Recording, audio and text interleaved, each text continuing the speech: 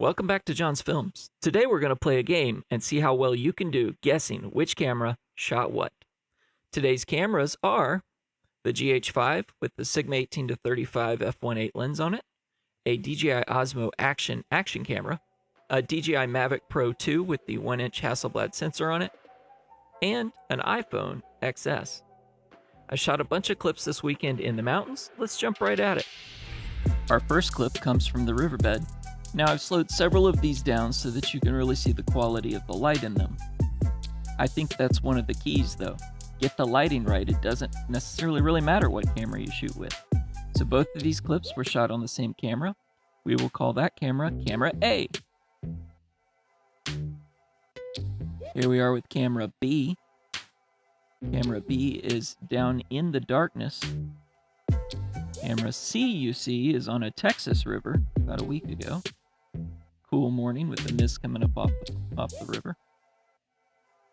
Obviously, this is going to be the drone, but I wanted to give you an idea of what the contrast between the trees and everything looks like on that drone.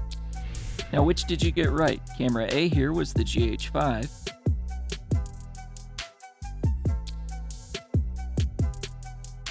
Camera B is pretty self-explanatory as it dunks itself down into the river. This was the DJI Osmo Action. The third camera on the riverbed in Texas was the iPhone XS. Shot it using Filmic Pro and upped the data levels quite dramatically. While there are differences between these shots, I would say each of them are usable. Now, what happens when I don't get it right? This is where you see the difference. So with the GH5, there's a lot of footage that I'm able to save.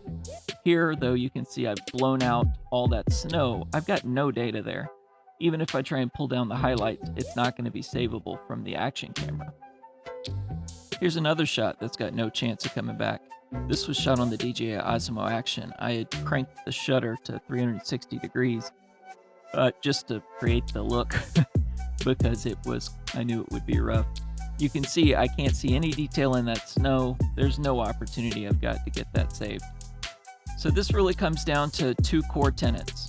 One, shoot at the highest data level possible, like I did with the Filmic Pro footage over the Texas River. And the second is, get your lighting right in camera.